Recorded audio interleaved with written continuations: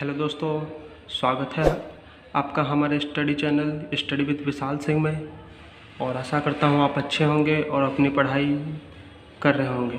जैसा कि आपको पता है, यहाँ पे यूपी बोर्ड 10वीं मीडियम के अनुसार हमारा सिलेबस करवाया जा रहा है और अंग्रेजी और गणित का लगातार यहाँ पे वीडियो डाला जा रहा है। तो आपको क्या करना है, आपको पढ़ाई करते रहना है। बाकी वीडियोज़ और सब्जेक्ट की आती रहेंगी।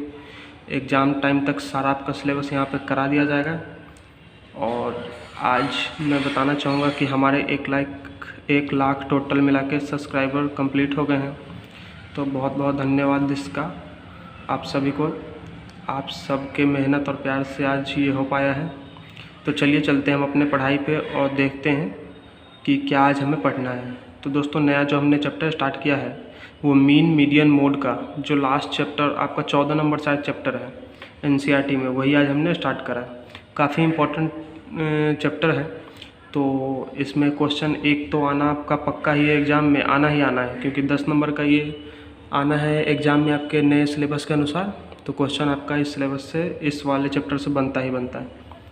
तो आइए हम समझते हैं कि कैसे इस चैप्टर को हम सरल से सरल तरीके से समझ पाएंगे। और मैं आपको बहुत ही अच्छे से ये चैप्टर बताने की कोशिश करूँगा। ऐसे तो कुछ है नहीं इस चैप्टर में, बहुत ही सिंपल है, बस आपको एक आध क्वेश्चन बनाते रहना है ताकि याद रहे।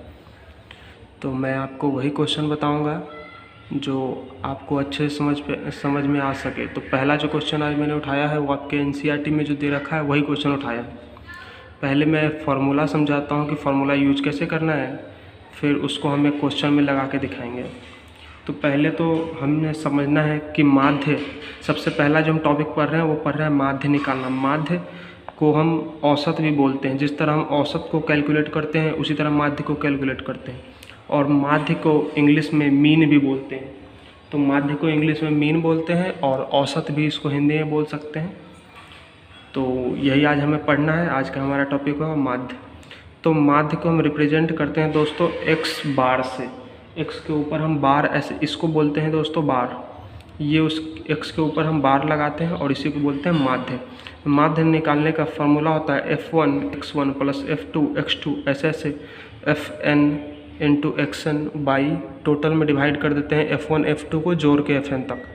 अब ये फार्मूला आपको समझ नहीं आ रहा है तो इसमें दिक्कत कोई नहीं है, मैं आपको अच्छे से समझाता हूँ कि इस फार्मूला को यूज कैसे करना है।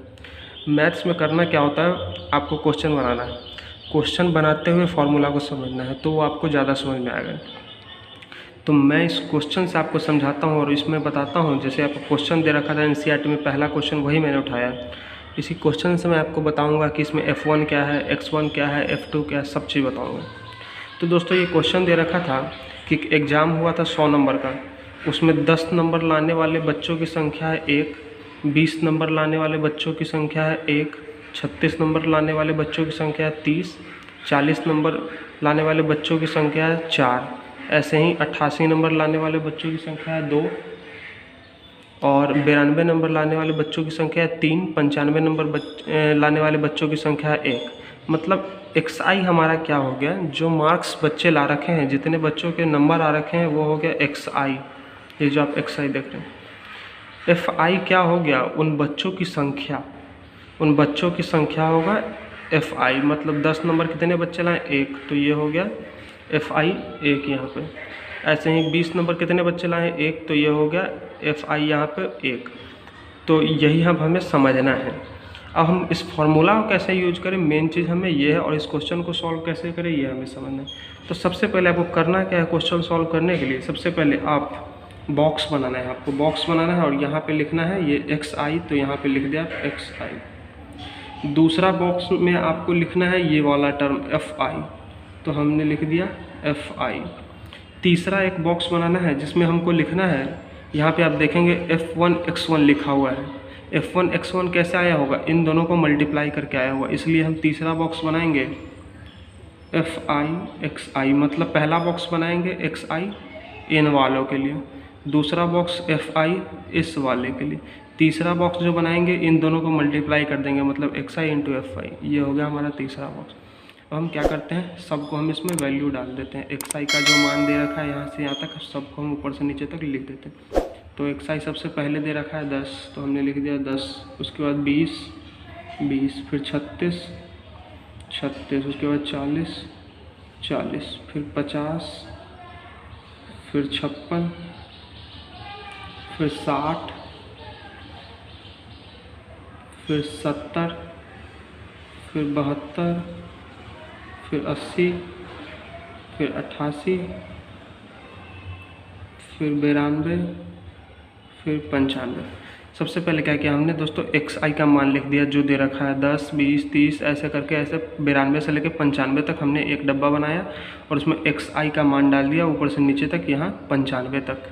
ये हमारा काम था, पहला स्टेप हमारा ये था। दूसरा स्टेप है fi का मान डालेंगे हम। fi कितना है जो जो दे रखा, जैसे कि सबसे पहले दे रखा है 1, फिर 20 नंबर कितने बच्चों को आया है 1, 36 नंबर कितने बच्चों को आया है 3, 40 नंबर कितने बच्चों को आया है 4, 50 नंबर कितने बच्चों को आया है 3, 56 नंबर कितने बच्चों को आया है 2, 60 नंबर कितने बच्चों को आया है 4, ऐसे ही 70 भी आया है 4 बच्चों को, 72 1, 80 1, 88 2, 92 3 और 95 भी एक बच्चों को आया। आप यहाँ से मिला लें कैसे हमने लिखा है 1 1 3 4 3, 1 1 3 4 3 और ऐसे हमने लिख दिया।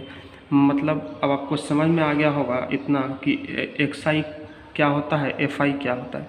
अब हमें क्या करना है, इन दोनों को मल्टीप्लाई करना है और यहाँ लिखना है। fi xi का क्या मतलब है कि xi में fi से हमें मल्टीप्लाई करना है और सबका योग निकालना है। तो हम जब 10 को 1 से गुना करेंगे तो आ जाएगा 10, 20 को 1 से गुना करेंगे तो आ जाएगा 20, 36 को 3 से गुना करेंगे तो ये आ जाएगा 108, 40 को 4 से गुना करेंगे तो आ जाएगा 160, 50 को 3 से गुना करेंगे तो आ जाएगा 150, 56 को 2 से करेंगे तो 112, 60 को 4 से करेंगे तो 240, 70 को 4 से करेंगे 280, 72 को 1 से करेंगे 72, 80 को 1 से करेंगे 80, ये होगा 80, 88 को 2 से करेंगे तो 176, 92 को 3 से करेंगे 3 दूनी 6, 9 3 27 276 और 95 को 1 से करेंगे तो 95।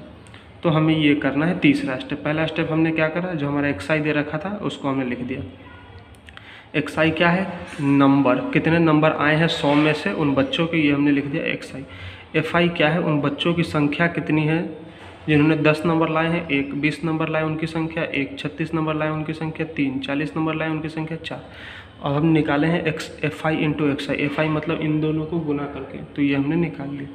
अब हमें सबसे नीचे क्या करना है दोस्तों, सबसे नीचे हमें करना है, यहाँ पे करना है योग, योग यानी कि सम करना है यहाँ पे। ठीक है दोस्तों, यहाँ पे हमें करना है योग। अब हम ऐसे एक लाइन खींच देंगे, ऐसे एक लाइन हम यहाँ पे खींच देते हैं और यहाँ पे लिखते हैं इन सब को जोड़ के, इन सब को जोड़ के हम इधर वाले fi को जोड़ के लिखते हैं। fi कितना हो गया 1 1 2 3 5 4 9 3 12 2 14 4 18 4 22 22 23 24 26 3 29 31। तो हमने लिख दिया ये 3। इधर वाले को अब नहीं जोड़ना है, इधर वाले बॉक्स में ही ये योग लिख देना, ये योग इसी वाले बॉक्स में आएगा। इस fi को जोड़ के हमने लिख दिया 30 और इस वाले को जोड़ के हमें लिखना है, इस वाले को जोड़ के लिखेंगे fi इंटू xi। क्यों अब हम ऐसा बोल रहे हैं, पहले मैं जोड़ देता हूँ इनको जोड़ेंगे आप टोटल मिला के, तो आप खुद से जोड़ लीजिएगा। इसका वैल्यू आएगा जोड़ के इन सबको 1779। अब मैं बता रहा हूँ कि मैंने इनको जोड़ा क्यों, क्योंकि आप फार्मूला देखिए, फार्मूला क्या है आपका fi इंटू xi है और सबको जोड़ते जा रहा है। मतलब f1 x1 को जोड़ा प्लस f2 x2 को जोड़ा, तो हमारा f1 x1 ये वाला लाइन हो गया, f2 x2 ये वाला लाइन हो गया, f3 x3 ये वाला लाइन हो गया। कहने का मतलब हमारा यही हो गया था f1 x1, ये हो गया था f2 x2, ये हो गया था f3 x3, ये हो गया f1 x1, ये हो गया f2 x2, ये हो गया f3 x3। हमें क्या करना था, फार्मूला को आप देखेंगे तो f1 x1 f2 x2 ऐसे से सबको क्या करना था, जोड़ना था। इसलिए हमने लास्ट में सबको f1 x1 से लेके ऐसे सब तक का निकाल के कर दिया है हमने जोड़। तो जोड़ने पे हमें कितना आया 1769। और लास्ट में आप नीचे देखेंगे 17, ये हो गया ऊपर वाले का जोड़, नीचे f1 f2 से लेके fn तक जोड़ा है। मतलब हमें इन वालों को भी जोड़ना है, इन वालों को जोड़ना है। इसको क्यों नहीं जोड़ना है समझ में आ गया, क्यों, क्योंकि हमें इसका काम ही नहीं है। हमें इसको जोड़ना है और इसको जोड़ना है और क्या कर देना है, डिवाइड कर देना है।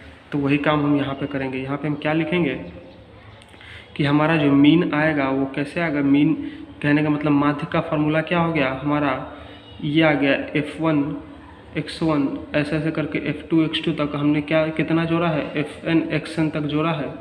और टोटल नीचे हमारा फार्मूला क्या है, f1 f2 ऐसे ऐसे करके fn तक, यही हो गया हमारा फार्मूला। अब ऊपर वाले को जोड़ के कितना आया है 1779, तो हमने लिख दिया 1779।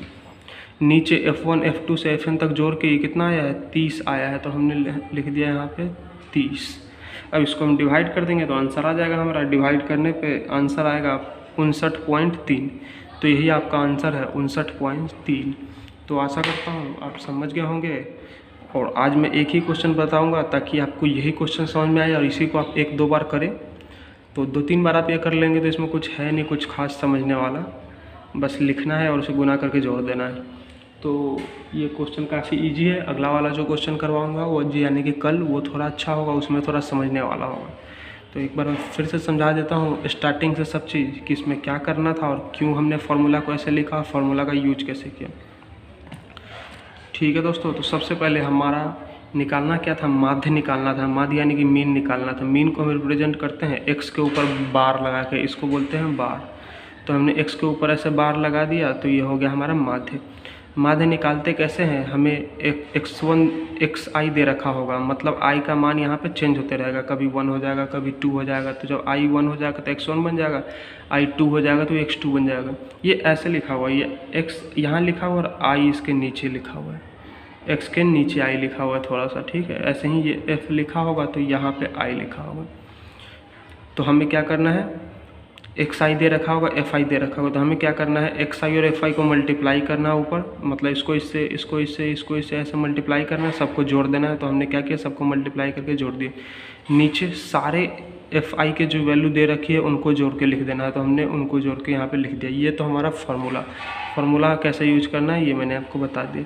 अब जो हमारा क्वेश्चन दे रखा होगा उसको हम ऐसे ही सॉल्व करेंगे पेपर में। एक तरफ xi दे रखा है तो xi लिखेंगे, सारे xi का मान लिख देंगे।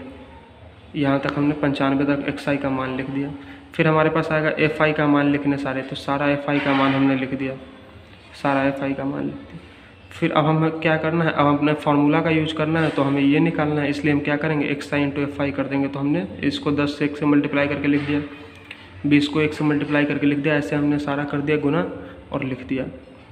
अब अपने फार्मूला में देखेंगे कि जो भी हमने fi xi निकाला है उन सबको जोड़ना है। तो हम इन सबको जो हमने गुना करके निकाला है सबको जोड़ दिया।